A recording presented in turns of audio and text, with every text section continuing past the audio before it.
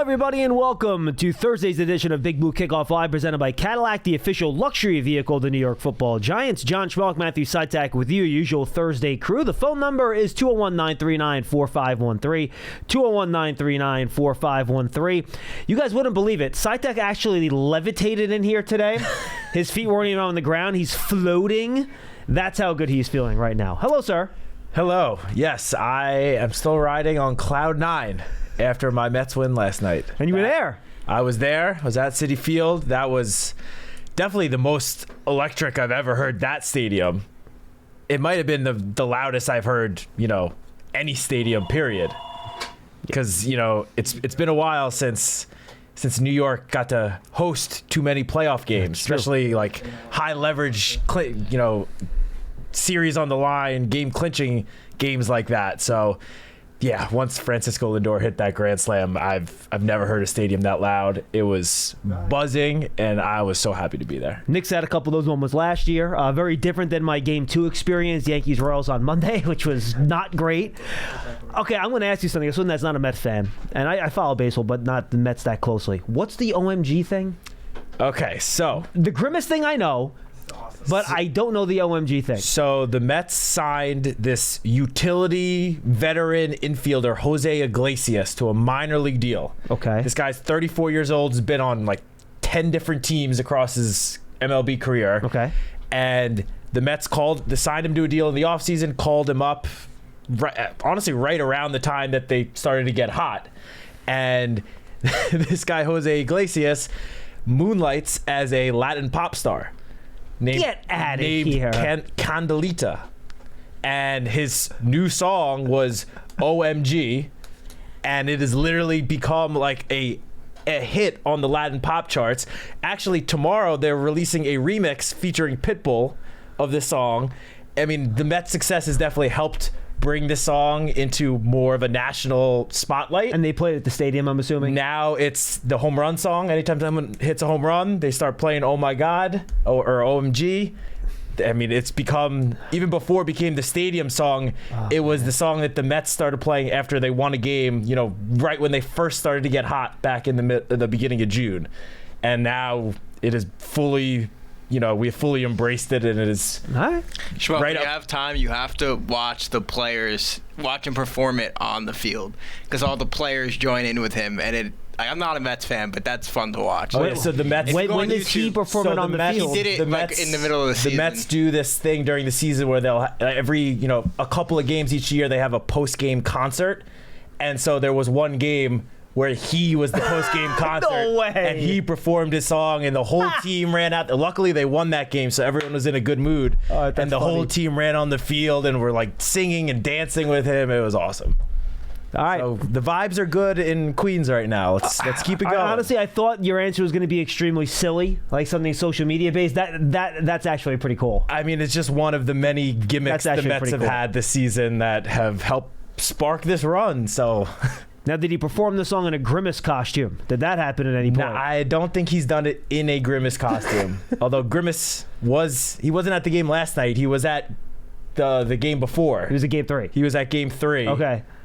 There were plenty of fans in Grimace costumes last night, including one sitting right behind me, which I went to the game with my dad, was made sure to get a selfie with him in this fake Grimace, like some 10-year-old kid in a Grimace costume. Well, it was like a 10-year-old kid. It was like a little kid. Yeah, that's pretty good. All right, well, hopefully the Yankees will join you guys in the League Championship Series tonight against the Royals. I would love it. As I've said, I would love nothing more than a New York World Series. It'd be nice if someone other than Giancarlo Stanton got a hit. Like, that would probably help the cause a little bit. But we are where we are, and hopefully they could figure out a way to walk away with the win tonight with, hey, look, this is why you paid Garrett Cole, right, to close out a Game 4 on the road. So we'll see how that goes. Anyway, not a whole lot of news, folks, today.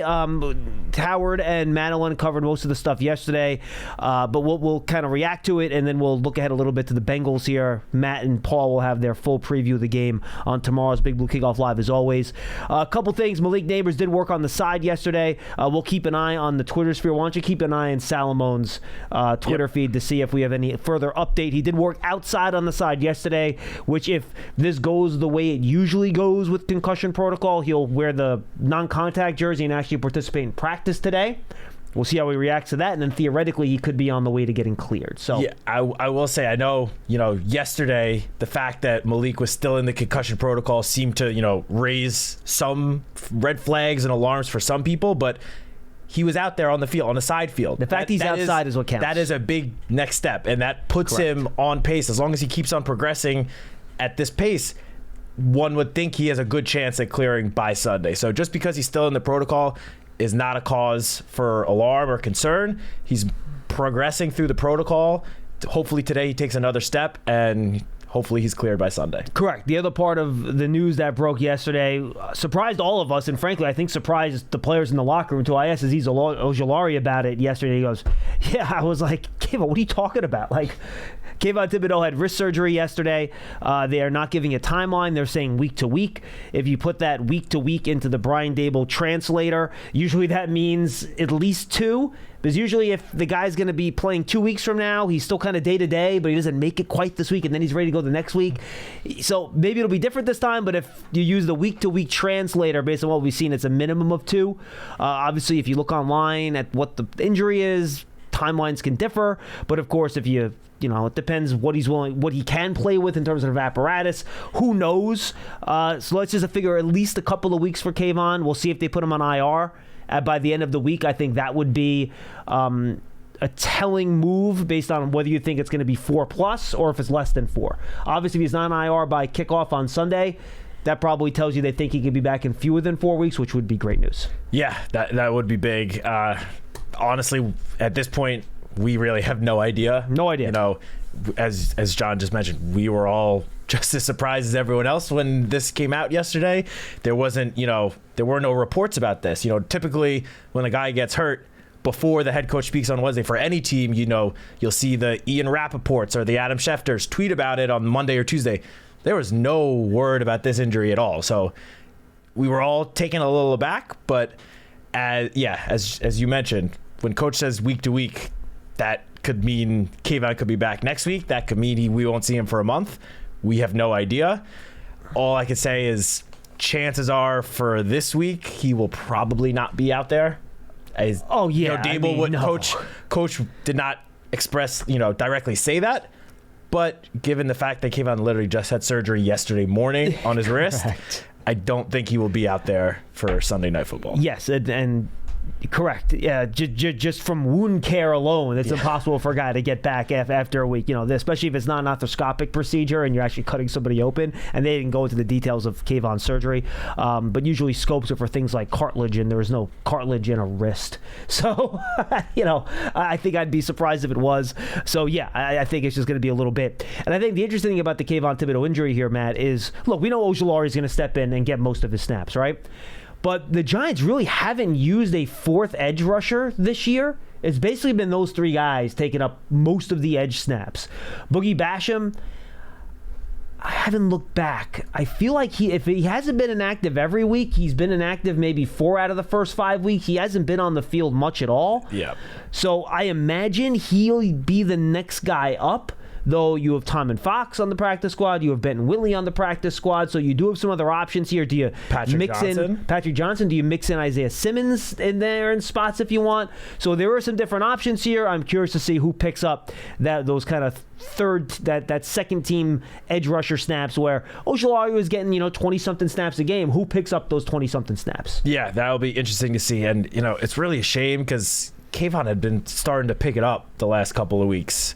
In terms of just pressures, the last 2 weeks he had 5 pressures each game. Mm-hmm. He started to get in the action with the sacks and stuff. So it's a loss. It's definitely a big loss for the Giants defense. Going into the season, everyone spoke about how the strength of the Giants defense was going to be the front 4 with the front 4, but really the big 3 with Brian Burns, Dexter Lawrence, and Kayvon Thibodeau. And the 3 of them really had helped, spark this Giants defense to an NFL high 22 sacks. Even though Kayvon, I think, is only down for like 1.5 sacks, But there were some plays where, he was getting pressure, flushed the quarterback out, and someone else finished it up with the sack. So, yeah, that happened in a play last week, by the way, where it wasn't even the play he got a half sack in. I think it was either Dexter or DJ Davidson got the sack on that particular play, where he basically forced Geno to step up in the pocket, and he ran into a sack on the play. So, yeah 100%. Exactly. So the Giants, I saw this stat today, are one of only, I think, 4 teams in the NFL that had 3 different players with at least 15 quarterback pressures through 5 weeks. Obviously, the 3 being the big 3.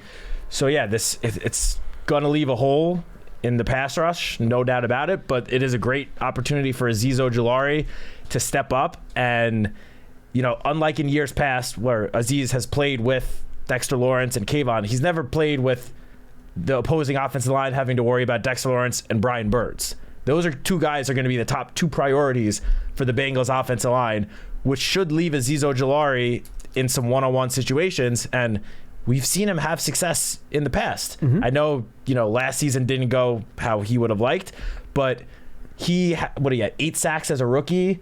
And then the following year, he only played a handful of games, but he got a sack in almost every game he played in. So he has a chance to step in and sort of fill Kayvon's role. I'm not going to say to a T, but he has a good opportunity to really step up and show that he can still be a very solid pass rusher in the NFL. Yeah, I'm honestly not that concerned. I don't think it's that big of a drop-off from Thibodeau to Ojulari, to be honest with you. I think Ojulari will do fine, especially pass rushing. I think, run defense, maybe Thibodeau is probably a little bit better setting the edge than Ojulari is at this point.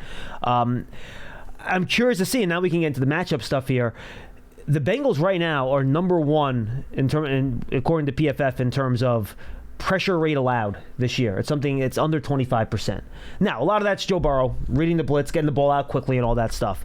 But Orlando Brown is a very capable left tackle, mountain of a man. Yep. And then you have rookie Amarius Mims, who is frame-wise quite as big, not quite as big weight-wise, but Amarius Mims is like 6'8". He's also a large guy. He injured himself last week, but he practiced in full yesterday with a calf injury, so I imagine he's going to be good to go at right tackle. I'm curious to see how they're going to decide to match up there. We saw them put Brian Burns almost exclusively over the right tackle last week. He only played 1 snap over the left tackle the entire game. Again, trying to get him up against Stone Forsythe, who would be the weak link on that Seattle offensive line. Ironically, Kayvon actually did pretty well against Charles Cross at left tackle.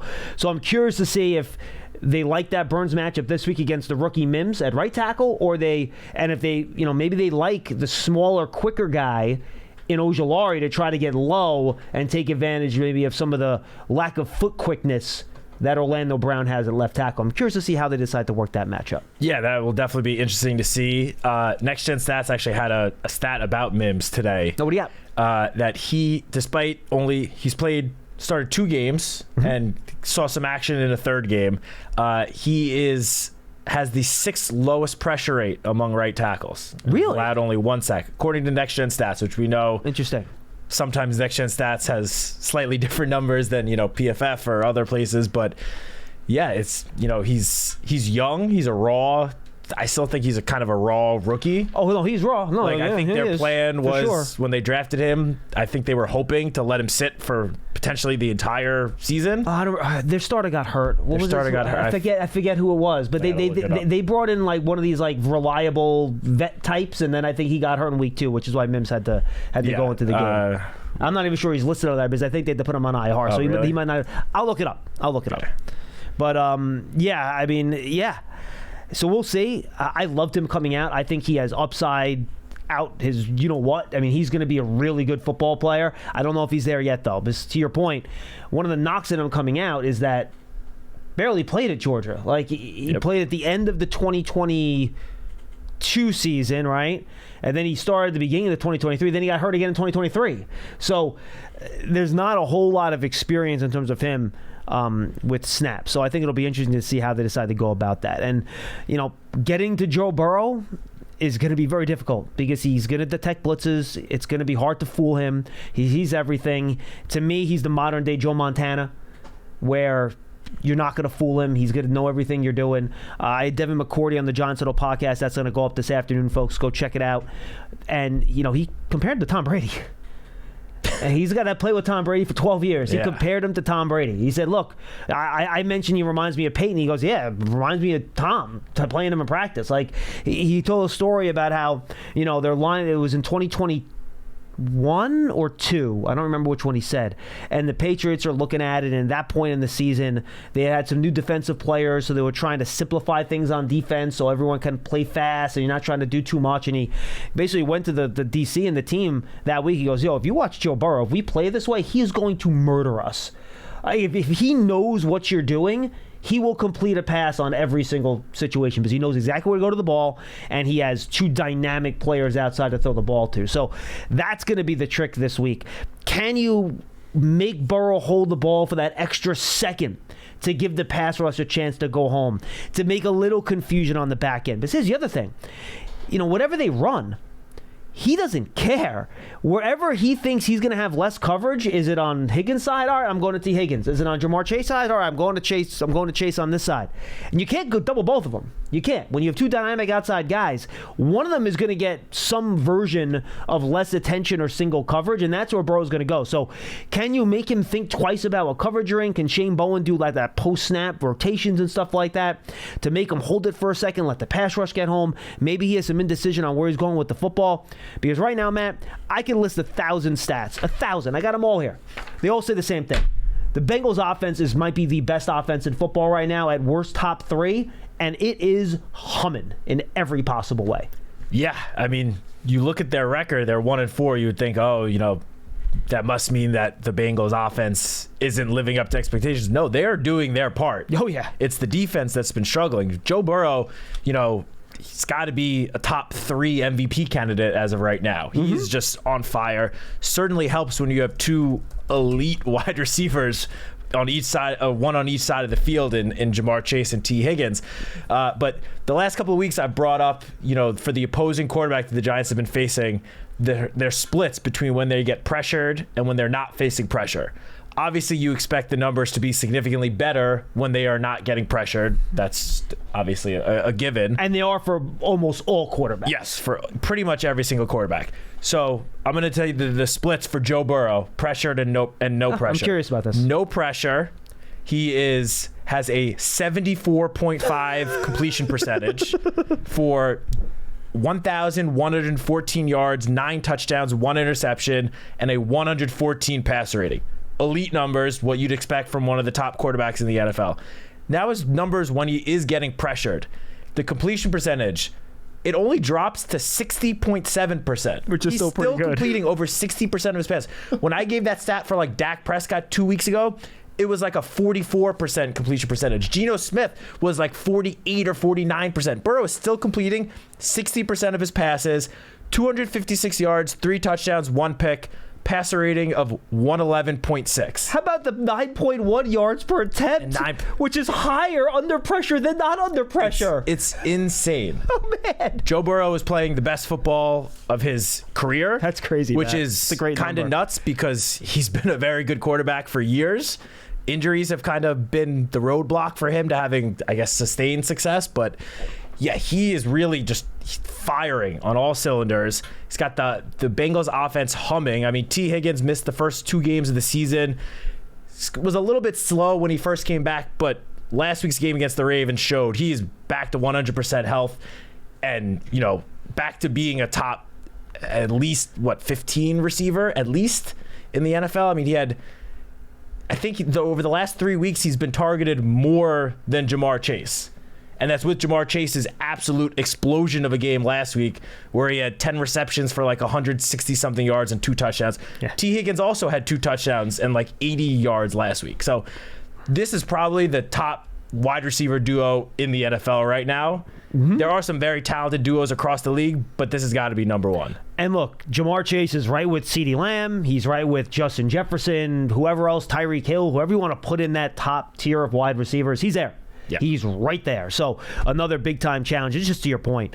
After that bad first week where they only scored 10 points against the Patriots, since then, 25 points against a good Chiefs defense, 33 points against the Commanders, 34 points against the Panthers, and 38 points against a pretty darn good Ravens defense. So this is going to be a bear for the Giants defense to slow them down. The good news, Mr. Citak, is that the Bengals defense kind of stinks. You can look at all the numbers and all the stats. They all tell you the same thing. Bottom 4, 5 defense in football, however you want to look at it, the numbers are really, really bad. Now, there are some things where you say, all right, well, they lost a lot of defensive linemen. They've gotten B.J. Hill back. Sheldon Rankins might get back this week. That'll help. The Commanders, they're playing really well, so you understand them scoring points. They did hold the Chiefs to only 26 in week 2 before they had all their injuries, and Rice was healthy, and they had still all their guys out there on the field. So there are some things you can point to. We all knew Lou Anarumo is a very good defensive coordinator. I think by the end of the year, he'll figure things out, but they haven't yet. And other than Trey Hendrickson, they have not been able to generate any sort of pass rush. They have 6 sacks this year as a team. It's as many as Dexter Lawrence has by himself. They lost They lost Dax Hill in the secondary, one of their slot corners. DJ Turner will step in for him. So it's a struggle right now to get pressure, to cover. They stopped the run pretty well last week against the Ravens. They were only like 30 carries for 70 yards until that last Dexter Henry run, and then that kind of bumped all the averages up. But we could be in for a little bit of a shootout on Sunday night, Matt. It could be a lot of fun. Yeah, I mean, you brought up that, holding the Chiefs to 26 points. That the Chiefs, their highest point total of the season is 27. So it's only 1 point fewer than their season total. That was before they had a lot of their injuries, though. Although I think that's the game Pacheco got hurt in. Maybe. Yeah, it could have been. Rice was still there, though. Rice was still there, yeah. And I think that might have been the game Hollywood Brown got hurt in. He was hurt in the preseason, right? He never. That's right. He was hurt in the preseason. That's right. But yeah, this defense really doesn't matter what stat you look at. They certainly are struggling. I mean, they come into this game ranking 31st in points allowed, 26 in yards allowed total. Rushing defense, 30th in yards. Not great. Passing defense, a little bit better, 19th in passing yards allowed. However, their corner, Cam Taylor-Britt, who is, of all the corners in the NFL, I think the one that's been talking and chirping to his opponents the most. He's been a little up and down. He has allowed the second most yards on deep targets this season. Yeah, he had 159 receiving yards on attempts 20 or more air yards downfield. He got pulled out of a game a couple weeks ago for not playing well, and he's their best corner. Yeah, exactly. So this just goes to show, and even more so when you look at like situational football for the Bengals. Their third down defense, 31st in the league. 47.5%. Their fourth down defense is 30th, and their red zone defense is 25th. Yep, 67%. Two out of every 3 red zone trips ended a touchdown. Yeah, and as I mentioned on Tuesday, that's including the overtime drive by the Ravens last week where Derrick Henry got that run to the 5, and then they just kicked the field goal to win the game, so they didn't even attempt the touchdown there. And I mentioned the sack totals. That's tied for 29th with 6 sacks. Yeah, so the defense is struggling. I will say, I did see reports, it was either last night or this morning, that the Bengals held a players-only meeting. And I believe the report said it focused around the defense, because I don't know how much criticism you could point towards the offense. No, it did. Dan Hoard's going to be in the Giants Huddle podcast tomorrow, the Bengals play-by-play guy. It was very much of a defensive bidding. Yeah, so, I mean, these player-only meetings, we obviously see them across all sports every single year. Sometimes they work. Other times it sort of just pours some gasoline on the fire of whatever's already been going wrong. So that's true. We'll see what happens. Regardless of what's happened the first 5 weeks, I will say you can't just completely overlook the Bengals defense. How many times have we gone into a game and said, boy, we said the Cowboys rush defense, it stinks, and the Giants rushed 24 times for 26 yards. So exactly. They still have a very good defensive coordinator who's very good at coming up with game plans to take out the opposing team's, top playmaker. And they have Trey Hendrickson, which we said Tuesday, I think is one of the most underrated players in the NFL. Year after year, he's constantly underrated, and every year he ends up between 12 and 15 sacks. He's a top-tier pass rusher. Yeah. He's very, very good. He's no different. Like the way Giant fans think of Brian Burns, that's how the Bengals rightfully think of Trey Hendrickson. Yeah. And Hendrickson, frankly, has even had a little bit better production than Burns has had over the past couple of years. So he's a really, really good player. Him and Andrew Thomas were going to be a fun matchup to watch on Sunday night. But you're right. I mean, they have Mike Hilton, a veteran cornerback out there. You mentioned Cam Taylor-Britt. He's made some great plays. He made some not-so-great plays, to your point on the NGS stats you had. So, yeah, I mean, this is going to be an opportunity for the Giants, but do not underestimate. The Bengals have a pretty long history the last 2 or 3 years of playing good defensive football.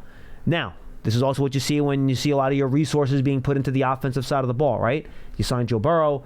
Orlando Brown got a lot of money. A lot of their big money has gone into the offense. So then you have to let some of your defense guys go. They don't have Jesse Bates anymore. He's gone, right? Mm-hmm. So you lose guys. It happens. So we'll have to see how the Bengals step up and play in this game. Anything else before we take the calls? Yeah, just real quick. Sure. You talked about the matchup between Hendrickson and Andrew Thomas. Trey Hendrickson is lined up on the right side edge 94.2% of snaps this season, which means almost every single snap he will be matched up against Andrew Thomas. And honestly, if I had to choose, nothing against Jermaine Illuminor, who's been very solid, but I'm happy with having Andrew Thomas go one-on-one against Trey Hendrickson for most of the game. I want my best guy on their best guy, exactly. Right? And, Hendrickson will win a couple of those because he's really good. But, yeah, I would much rather have my best guy and their best guy. And then Jermaine Illuminor will be on the other side dealing with their other pass rushers the Bengals run out there. So it'll be fun to see, folks. Giants Huddle Podcast, I mentioned a couple times already. Giants app, giants.com/podcast. Search for Giants Huddle or Giants Podcast Network. That's the name of the podcast feed now on your favorite podcast platform. Devin McCourty later today. And then tomorrow we're going to have our normal Friday podcast. Going to talk to Dory Jackson tomorrow morning. It's going to be some stuff on the Giants, but frankly, I'm just kind of want to know what it's like to have to cover Higgins and Jamar Chase. Remember, he came from the AFC, so he has some experience against Joe Burrow also. So he's going to talk a lot about Shane Bowen's defense and where he thinks this group is in terms of learning to play the way Bowen wants them. Remember, he was in that system in Tennessee, so he has a really good feel for that system. That'll be on tomorrow's Giants Huddle podcast, along with Dan Horde, play-by-play guy of the Bengals, and Bob Papa's interview with Brian Dable. So check it out. All right, let's do some phone calls. Wait, real quick, yes. Just because we were keeping an eye out for what this, do you got? From Dan Salamone, Giants.com. Brian Dable said Malik Neighbors is in the same spot as yesterday. They're taking it day by day. Devin Singletary is advancing.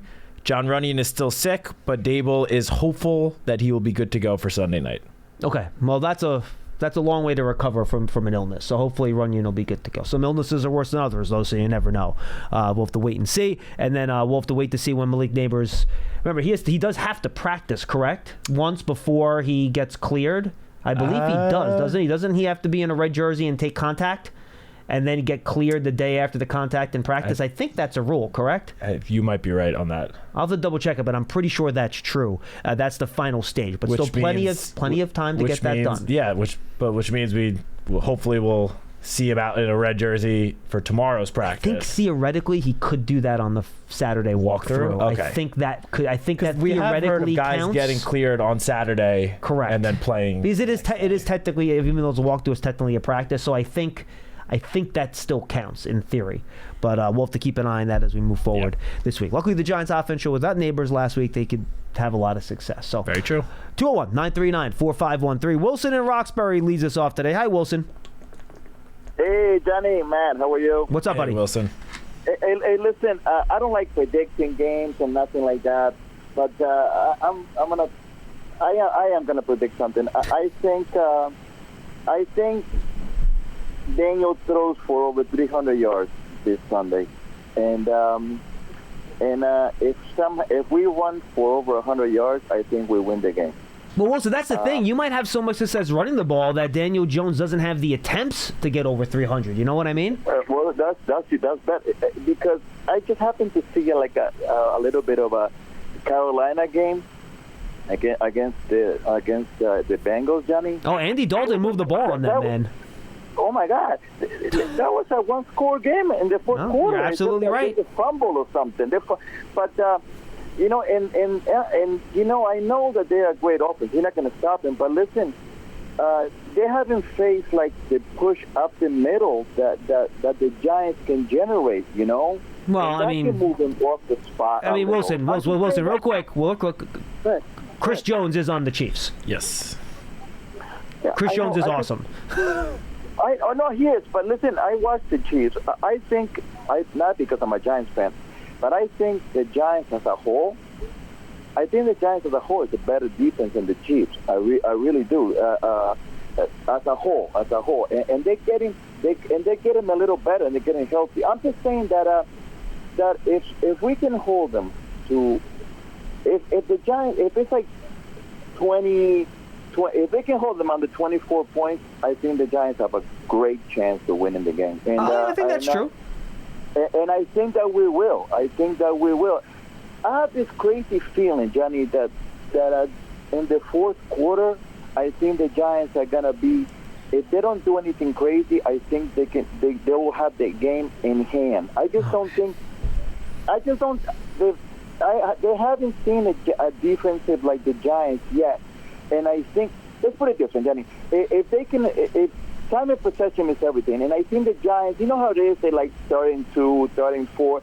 I think the Giants gradually really go down the field, and I think we have a lot better chance than a lot of people think that we have. I have, let's put it this way, man, before I go. I have a better feeling of us winning Sunday than I did when we played against Dallas. And the reason why we didn't win against Dallas is because we never got the lead. If we would have gotten the lead in the third quarter, it would have been a different game. But Dallas always played with the lead, and that was a detriment to us. If that's water under the bridge. No, but I hear you. I don't think we're gonna. I think Brian Dable learned, and I think against the Bengals, he's always gonna try to get points. I don't think field goals are on the table. On this game, I think touchdowns are on the table, and I think Brian Dable knows that. And, Got it. Thanks, Wilson. Thank you, guys. Appreciate the call, man. Look, you have to score points. If you can hold the Bengals under 24 points, I think you win the game. I think, Wilson, that statement's correct.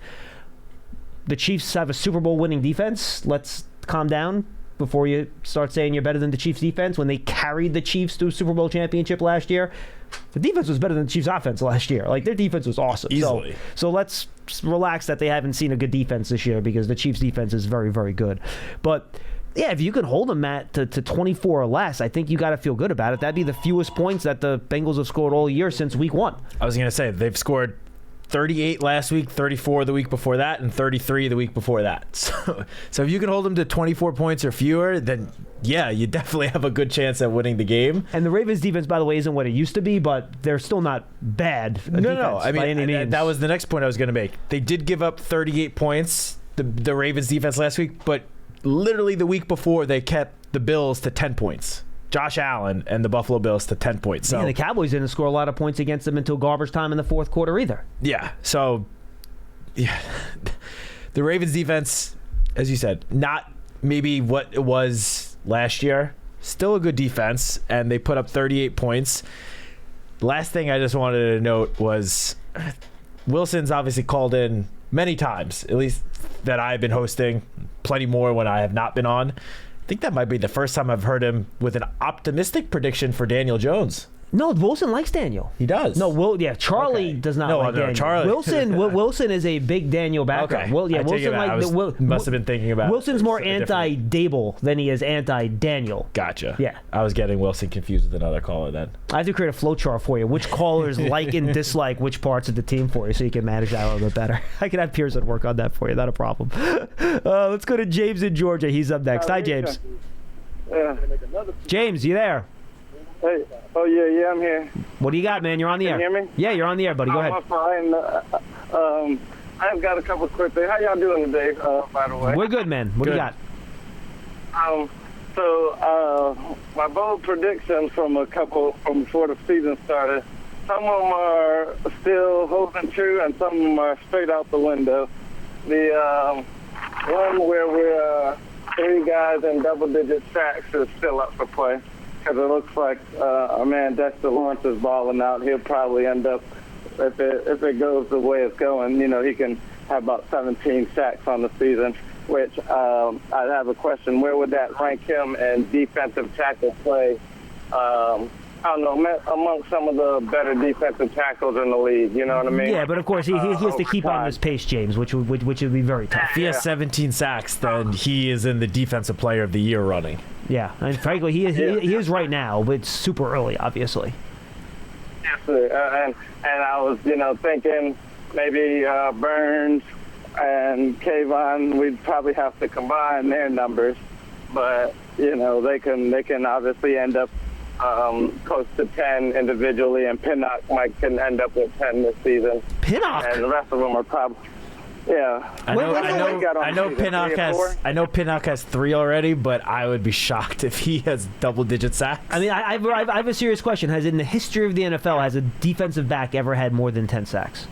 I don't know. Not that I can think of, but And I guess Palomalu maybe. He was more of a pick guy than a sack guy, but who knows? All right, James, what's your final point? So I was just going to say this about the game. Our defense still is doing their thing. We haven't allowed a 30-point game, even when prior to that, the week prior to that our opponents have put up 30, 40 points. Our defense hasn't allowed a 30-point game yet. So even though everybody's talking this might be a shootout, this and that, we can hold the Bengals offense to under 30 points like we've been doing with everybody who scored 30-plus the week before and, turn it into a Giants type of game. We just have to score at home, which has been our Achilles heel so far and in prime time itself. Let's go Giants. Let's go Liberty. Let's go Yankees. And I'll talk to you guys next time. Cold. It's left cold. out the Mets. It's cold. That's just rude. That's for you. You could say let's go Mets and let's go Yankees. I think we'd all take a Subway Series. I mean, James must have been talking to Dottino this week. I'm glad I'm on with you today and not Paul, because Paul wouldn't have let me talk for 5 seconds about the Mets without cutting me off and talk about the Yankees Game 3 win. I'm sure we have plenty of big-time Met fans that are also Giant fans listening. Oh, I know. I hear from them on Twitter. I'm sure. And I appreciate when they reach out on Twitter saying, let's go Mets. Yeah, I was included on one of those tweets the other day. I get that. It's all good. Look, guys, let me just say this. Let's not make this the game coming off the Brown game, heading into the Cowboy game, where we sat here for 3 days and I got nothing. But they're not going to just beat the Cowboys. They're going to have the game in hand in the fourth quarter. This is going to be easy. The Cowboys aren't the same as they used to be. Everybody, don't overreact to losses. Don't overreact to wins. The Bengals are a good team. And James, for the record, you said you're more worried about the offense at home than the defense. Shane Bowen's a good coordinator. This defense has played well. This week, my worry is about the defense, just because of the opponent that they're playing and how good they are. There's nothing against the Giants' defense, their personnel, the coaches, they're doing a good job, but this offense is real. Might be the best passing offense in all. In fact, I'll say it. This is the best passing offense in all football. Name one that's better. You can't. The Ravens, overall, with their run game combined with everything, maybe they're in the conversation. But other than that, there is no better passing attack in football right now than the Bengals. I was going to say, looking at the schedule for the rest of the season, I mean, this has got to be the toughest offensive matchup, or Giants defense versus an opposing offense for the entire season. And the only other one that it would be in the conversation, which honestly would be a coin toss, is the Ravens game. And again, these two teams just played last week, and it was 41-38. Yeah, and look, you get Kirk Cousins in Atlanta, but he's not on that level. But that obviously, they have a really good passing attack For there sure. too. Dallas and Philly are good passing, good offenses. But no, I'm with you. Nothing against those other teams No. that have good offenses. It's just the Bengals and the Ravens. They might be the two best offenses in the NFL, or at least two of the top 3 to 5 offenses in the entire league. The Bengals will throw the ball. And by the way, it's not like Joe Burrow is like, oh, it's going to be a cold night. He's going to have trouble. It gets cold in Cincinnati, too. He'll be fine. Yeah. Joe Burrow is awesome. Let's go to Tim in Charleston. He's up next. Hey, Tim. Hey, Matt. Hey, John. How you guys doing? We're great. Good. What's up? So I couldn't get through last week with the phone issues. I can't wait till you have all 3 lines working again. But that being said, Us too. I just want to touch real quickly on last week. One, my prediction for last week was 24-20, which turned out to be not too bad, in the end. But also a couple other things. One is I wanted to touch on Jones, which is throw out the Vikings game. I think we have to throw that out. And the last 4 games, 6 touchdowns, 1 interception, which was on the Hail Mary at the end, 952 yards, which would be over 4,000 for the season if he played 17 games. And 3 of the 4 games were over 100 QB rated. And I say that I've sent that out to a bunch of Giants fan friends who were always hypercritical of Jones. So I'm always coming to his defense. So Yeah, and by the way, also, Tim, I'm going to throw out some more advanced stats. Those are great. He's top 10 in EPA per dropback. He's top 10 in success rate on offense. Their DVOA has been good. Like, every number tells you in the last 4 weeks, Daniel Jones has played very good football. And the major rating services have him ranked league-wide, even after 5 games, at 12th to 13th in the league and rising. So we'll leave that there. So that being said, one thing also is I think that the thing I was honestly most worried about going into last week was whether Drew Phillips was going to be able to play. And he might not have done anything sensational statistically, but I think he's such a solid and steadying presence as a tackler, as a coverage guy and slot. I think and he should be able to play even more this week if needed. And the way they pass, I imagine he will be. So that's a key. So my prediction for yeah, and then I got one last thing for Matt. But my prediction for this week is the Giants. Now here's a caveat to it: Giants 33 or 34, depending, right? 6 scores, I guess either way, or so, and the Bengals 27. Now, if the Giants can get more dominance, not like last week, but more dominance in time of possession, I could see that coming down on probably like up to a touchdown on each side. Yeah, that's fair. But I like our chances, and I have to, Matt. I don't know if you noticed, I said your name first today. That's because let's go Mets. There we go. It could be another miracle year. That was amazing last night. I actually, when Lindor hit that home run, I was in the middle of a Hail Mary. I mean, the actual prayer, not the pass. Thank you, Tim. So anyway, thank you guys. Appreciate it, man. Thank Have a you, good Tim. one. What inning did Lindor hit the home run in? Bottom of the 6th. That's pretty good. And let me tell you, they have the Giants. The Mets had, I think it was their either the 3rd or 4th separate inning that they had the bases loaded, and they were unable to score a run up until that point. Sounds like the Yankees. They left so many runners on base. Even after the Grand Slam, they left more runners on base.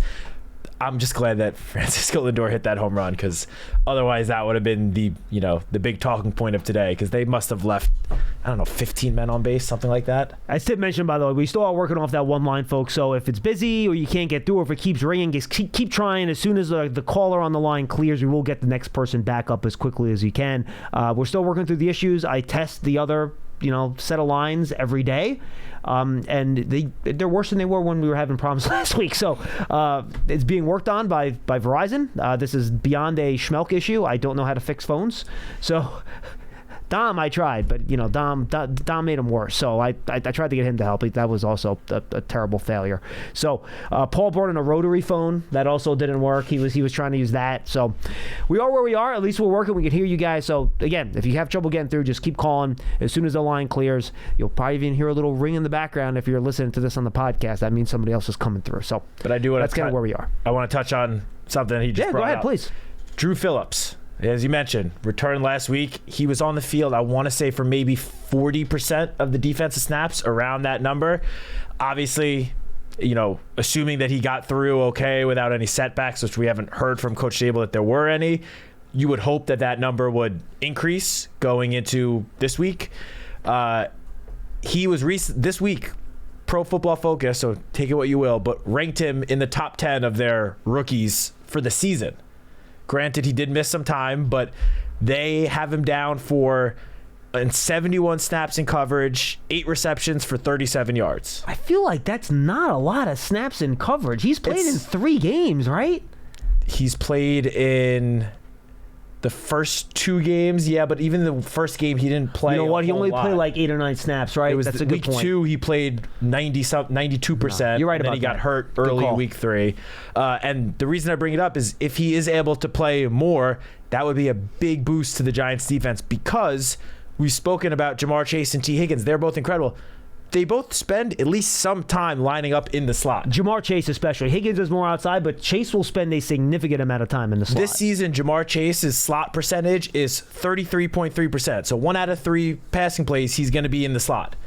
And even T. Higgins, while the number's lower, 23.4%. Oh, that is actually higher than I thought it would be. So interesting. If Drew Phillips can play, I don't want to say every snap, but that might be unrealistic, but a majority of snaps and line up when those 2 guys are playing in the slot, that would go a long way in helping to slow down this passing attack. The line is open, by the way, 201-939-4513. And look, that's going to be huge. Can you cover Jamar Chase in the slot? You put a guy of that size, and guys, look, he's basically, if you want a Giant fan point of reference, he's Malik Neighbors. Like, he's except a better, more polished version. I was going to say, with a few years of experience of doing what Malik has done in 4 weeks. Correct. So you're going to have to tackling here, Matt, is going to be a huge issue. Oh, yeah. Zach Moss, the running back, we'll see if he plays. He did not practice yesterday. He's dealing with a foot injury. It did not look good when he went down last week. I'm not sure if you saw the injury. I did. It was kind of a violent tackle. They really grabbed him and kind of jerked his foot, and he had trouble getting up. Was it another hip drop? No, I don't think it was a hip drop. I think he kind of just dove and kind of pulled at the ankle. I could be wrong about that, though. But frankly, look, Zach Moss is a good player. Chase Brown's got juice. Oh, yeah. I would rather have the ball in Zach Moss's hands than Chase Brown's hands. Chase Brown, and if you guys remember our draft coverage 2 years ago, I love Chase Brown. I didn't understand why he was a 4th or 5th round pick. I would have taken him in the 3rd round that year.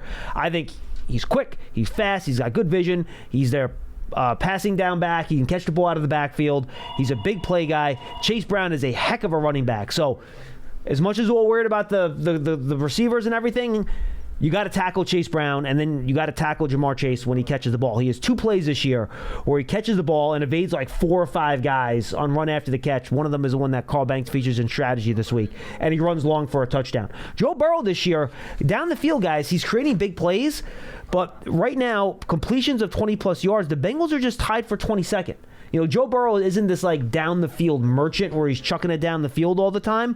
When he does it, he's effective. He has a 105 quarterback rating on passes 21 plus yards down the field, but he's more of a surgeon, an assassin type. Like he'll just find where the easy completion is and he'll take the easy completion. But then you got to tackle after the easy completion because Brown, Jamar Chase, big play guys if you can't get them to the ground. Yeah, I mean, we've seen Jamar Chase, catch a short or somewhat intermediate pass, break a tackle or two, and all of a sudden he's gone for a 60-yard touchdown. And he's been doing this for years now. Correct. So he is one of the best in the NFL at that exactly. And going back to the running backs for a second, Chase Brown has 16 fewer rush attempts than Zach Moss this year, and has gained 19 more yards. Oh my God. Zach Moss is averaging 3.7 yards per attempt. Chase Brown is at 5.6.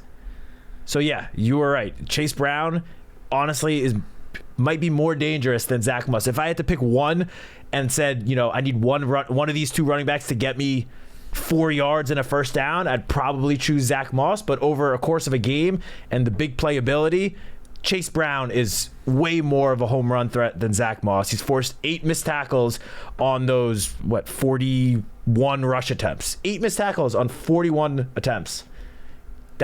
Those are very good numbers. He is a very elusive back.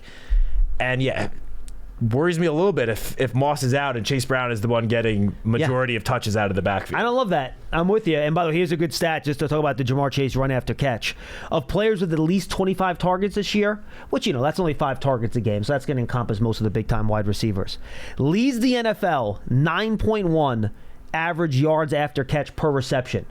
The next guy is all the way down at 7.8. That's Brian Thomas Jr. The next guy is all the way down at 7.2, CeeDee Lamb. So he's almost 2 yards ahead of the third best guy at 9.1. So he is elite in that category. He's also tied for second in the NFL among wide receivers in missed tackles forced. There you go. Those go hand in hand. You know who's number 1? Wan'Dale Robinson. 10 missed tackles forced on passing plays. Jamar Chase is tied with a few guys for number 2 at 8 missed tackles forced. All right, let's go to Rich in Florida. Rich, I hope you're doing okay there with the hurricane, man. Yeah, John and Matt, we were really blessed. We live right in Satellite Beach. We're right on the beach, and I've been through typhoons, hurricanes, and earthquakes and Air Force, but that was really scary last night. We had 75 knot sustained winds. Wow. And but we got up today, and I looked around, and there's no damage to the facility, no trees down. We were double blessed because the power was on the entire time. God bless you, man. That's great. Yeah, I lost a little bit of the beach, but the berm that they put up in the winter from the last hurricane is still there. So, we were just Ephesians 6, man. Ephesians 6. Yeah, there were reports, Rich, that I saw this morning that West Palm Beach, there were tornadoes from the hurricane. Is that true? Oh, that was the scariest part, guys, because last night we had a tornado go through Cocoa Beach, right through A1A. We live about 8 miles due south. And my wife and I went in our safe room, and they had more tornadoes last night in the history of the state of Florida. Now, Rich, I'm not trying to be funny here, but to me, it's kind of impossible to hide from flooding and a tornado at the same time, right? Because if there's flooding, you can't be in your cellar or your basement. It's flooding. So if there's a tornado, where the hell are you supposed to go? Well, you go in, like, we're on the 5th floor, so we're on the top floor, so flooding's not an issue. So every house should have a safe room where you have 2 or 3 walls that protect you. So got it. And that's what we did. So the tornadoes basically is a huge vacuum cleaner, and it just sucks everything out. And believe it or not, the people that their house was impacted by the tornado, he made a video of it. Thankfully, he didn't go outside. His daughter and his wife said, "Come back in the house," and literally seconds later, the tornado hit. Oh my gosh! But thankfully, there was nobody hurt. So yes. By the way, anyway, PSA for all people out there: do not try to videotape tornadoes. Bad idea. Exactly. I mean, like I just said to my friends out here, the fellow Giant fans. I look out there. We live, like I said, right on the beach. There's surfers out there and boogie boarders. Of course they are. A huge riptide out there. As I look out there right now, and the waves are probably 6-7 feet. Do not go out there. How stupid! But I had a wing commander said some people used to tell us some people will just take stupid pills. I know. But anyway, good guy. You guys are doing great as always. I just wanted to kudo the offensive line. I go back to 61. And we all know the last 10 years, everybody's tried to fix that line, but everything is a function of the functionality of the offensive line. You guys have talked about that. Just remember, last year when we played Seattle, they had 10 sacks. Yep. 10 sacks. Daniel's running, well, it was Daniel or TT was running around. You can't have a functional offense. And then you look at Sunday, it was absolutely a pleasure. And I sent this to Dottino and you, too. We've had this issue with the screens. Oh, my gosh. They ran 2 great screens because back-to-back plays.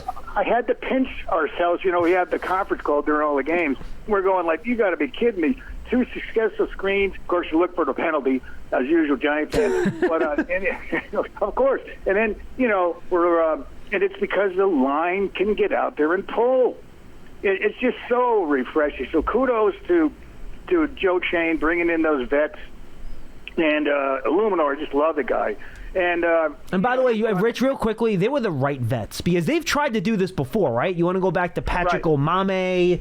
You want to go back to, oh gosh, I've forgotten a lot of the names already. Mark Lewinsky will be one. Nate Solder's another. Like they've tried to address it as vets before, and it just hasn't worked. And I think the fact you're able to bring in a Carmen Brasillo who knew 2 of the vets that were coming in with him. So you're pairing 2 linemen with the guy that coached him in a previous spot. And then John Runyon has such a long, with a good organization in the Packers and long track record of being a solid offensive lineman. It just worked this time. Finally. Couldn't agree more. That was brilliant bringing in Carmen because he's got continuity with 2 of the 3 guys. It is brilliant. All right, God. Take care, guys. Thank you, Rich. Keep up the great work. Thank you. Appreciate the call. All right, so I guess I'll give my final thoughts here as we head into the game. Look, I said it before. I think this is going to be a high-scoring affair. I said that about the Dallas game, too. That didn't turn out to be as high-scoring as I thought it was going to be. But the Bengals' offense is a whole nother level. Like, you're not going to stop them. You're just going to contain them. You talked about red zone, right? Bengals have one of the best red zone offenses in football. They're just tied for 5th, 69% scoring in there. They're one of the best third down offenses.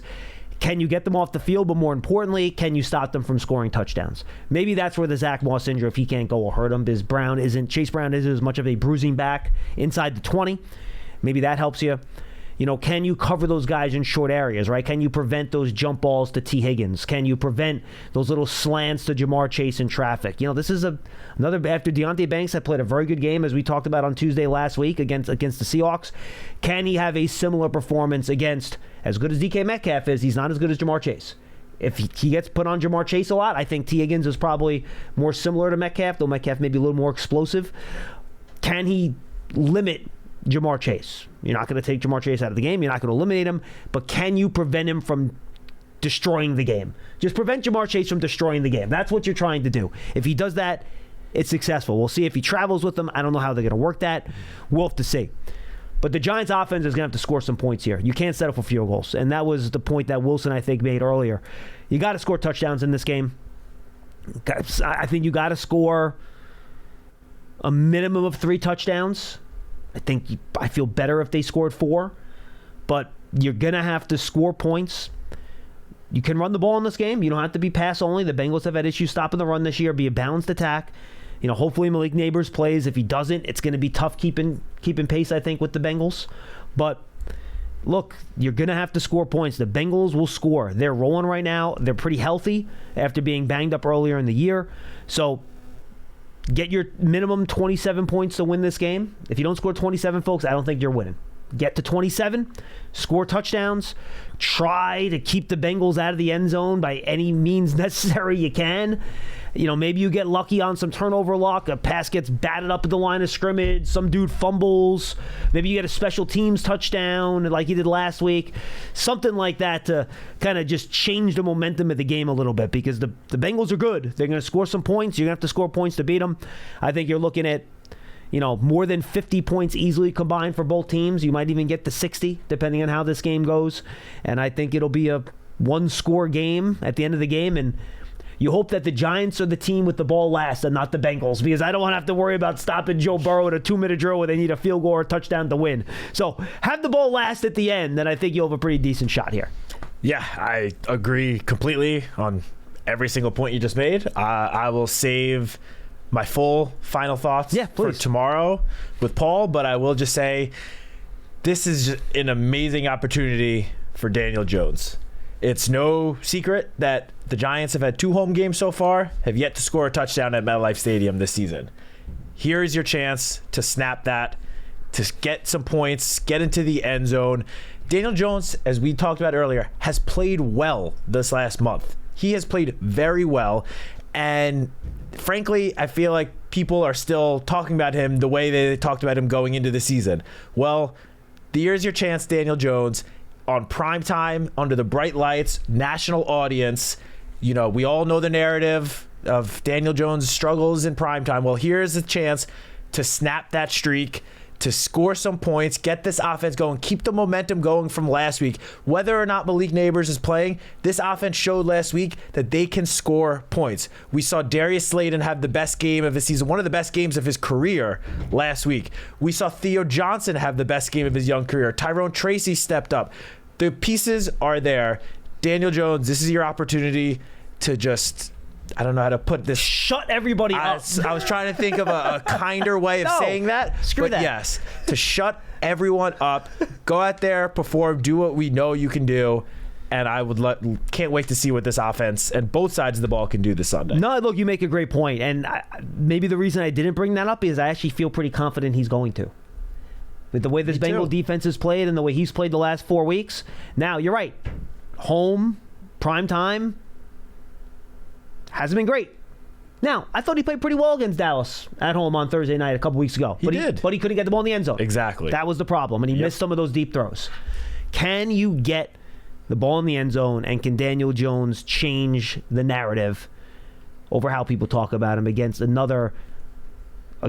elite quarterback in Joe Burrow, one of the best in football? I think that's a really good point. If Daniel Jones goes out, has a good game, I'm not going to say it has to outplay Joe Burrow, because that's very tough for any quarterback in the NFL to do. But hang with him. Hang with him. Play well. Lead the Giants to a victory. The conversation around Daniel Jones is going to be very, very different next week than it has been for, honestly, the last couple of years. And I think this is a big Giants secondary game. It's very hard to get home on Joe Burrow. He's just so good at reading your blitzes, getting the ball out quickly. The Bengals' offensive line has been better than it has been the last couple of years this season. Maybe you could take advantage of Amarius Mims over there at left tackle. Otherwise, there aren't any other obvious, in my opinion, weak points on this Bengals offensive line. They do a pretty decent job. Dexter Lawrence always is great, no matter who you're blocking him with. So you're going to have to figure that out, obviously. But this is a big game for the Giants secondary, for Cordell Flott, for Drew Phillips, for Deonte Banks, for the safeties. Can you control the Bengals pass game? Joe Burrow had 5 touchdown passes last week against the Ravens. I'm sorry, 4 touchdown passes. No, wait, it was 5. No, I think it was 5. It was 5, right? 5. Against the Ravens. Can you hold them to 3? Right? I mean, I'm not asking you to shut them down, but can you keep them under control? So I think a really big game for the Giants secondary. I want to give you just one last stat. Yeah, what do you got? 'Cause I wanted to bring this up before. Warren Sharp, who obviously has been on the Huddle podcast with you before, put out a tweet yesterday, the best havoc rate on defense. And for those who don't know what that is, which included myself before seeing this, havoc rate is the rate of plays that result in a sack, forced fumble, interception, tackle for loss, or pass breakup. 5 of the key defensive statistics. The New York Giants defense ranks number 1. That's the defense that we've seen the last 4 weeks. That's the defense that needs to show up Sunday night against this Bengals offense. And if they do, then I like the Giants' chances. And a lot of that is the league leading 22 sacks, obviously, which is going to be a huge part of that. Yeah. Good stuff, Citak. Wish the Yankees luck tonight. Good luck to the Yankees. I would love for the Yankees to join the Mets in the championship series after tonight. Everybody, thanks for being with us on Big Blue Kickoff Live.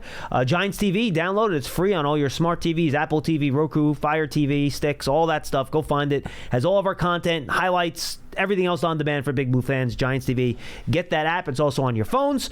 And, of course, Giants tickets, folks. They're still available. Go get them. Giants.com/tickets. There might be some single-game tickets available for Sunday night. I'm not sure. But the only way you can find that is by checking Giants.com/tickets. Maybe I'll look after the show. Who knows?